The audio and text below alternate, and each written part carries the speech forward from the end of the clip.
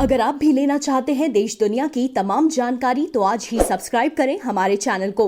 साथ ही नीचे दिए बेल आइकन को जरूर दबाएं ताकि हर अपडेट आप तक पहुंच सके। नमस्कार, न्यूज़ नेटवर्क पर आप सभी का स्वागत है।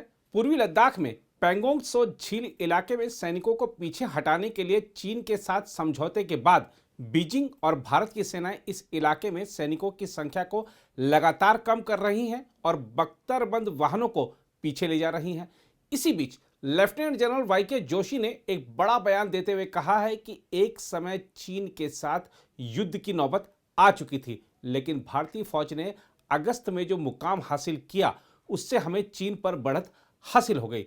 लेफ्टिनेंट जनरल ने CNN न्यूज 18 को दिए गए एक इंटरव्यू में बताया है कि गतिरोध के दौरान चीनी सैनिकों के खिलाफ किसी भी तरह का ऑपरेशन करने के लिए भारतीय सेना को खुली छूट दे दी गई थी। इसके बाद ही भारतीय सैनिकों ने LAC पर बाजी पलट दी। 29-30 अगस्त की दरमियानी रात को पैंगोंग झील के दक्षिणी किनारे पर रेजोंग लॉ और रिचिन लॉ पर भारतीय सैनिकों ने कब्जा कर लिया और भारतीय फौज दबदबे की पोजीशन पर आ गई।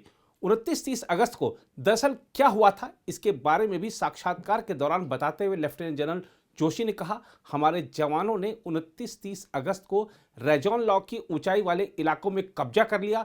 हमारे टैंक पूरे इलाके में कब्जा कर चुके थे। हमारे टैंक ऊपर थे और चीन की तरफ से भी टैंक आ रहा था। टैंक के टेलीस्कोप में हमारे जवान देख रहे थे कि चीनी टैंक आ रहे हैं। ऐसी स्थिति में जवानों को सीधे फायरिंग की इजाज़त होती है, लेकिन हमने धैर्य रखा और संयम के साथ इलाके पर कब्जा बनाए रखा। हाँ, टेंशन जरूर थी, लेकिन हमने युद्ध जैसी स्थिति नहीं पैदा होने दी। वाईके जोशी ने बताया कि 29-30 अगस्त की रात में भारतीय सेना के जवानों द्वारा की गई कार्रवाई के कारण चीन को झुकना पड़ा। उन्होंने बताया कि इस घटना के बाद जब अगले राउंड की बैठक की गई तो भारत का पलड़ा भारी था।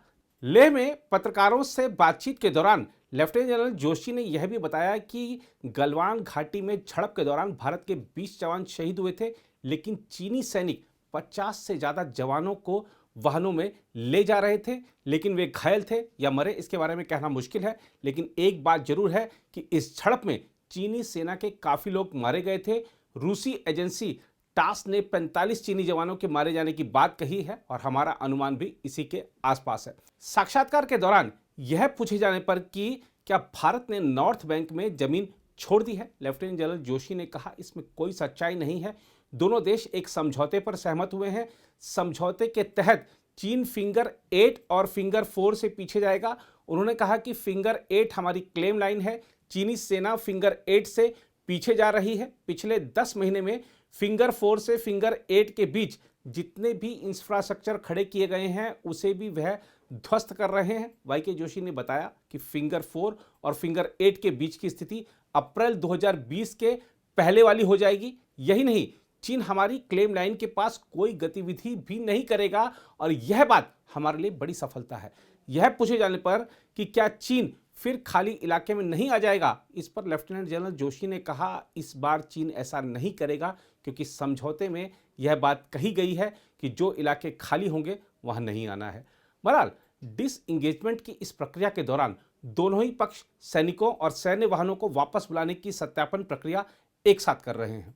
दूसरी ओर प्रधानमंत्री नरेंद्र मोदी अपने दूसरे कार्यकाल में पहली बार संयुक्त कमांडरों के सम्मेलन को संबोधित करने वाले हैं और इस दौरान प्रधानमंत्री चीन और पाकिस्तान से लगती सीमा संबंधी मुद्दों की समीक्षा भी करेंगे।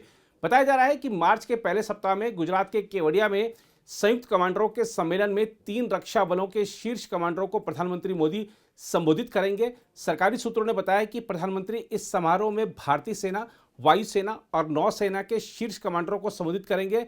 इस दौरान प्रधानमंत्री की ओर से निकट भविष्य में चुनौतियों के लिए तैयार रहने के लिए रक्षा बलों को दिशा निर्देश दिए जाने की उम्मीद है।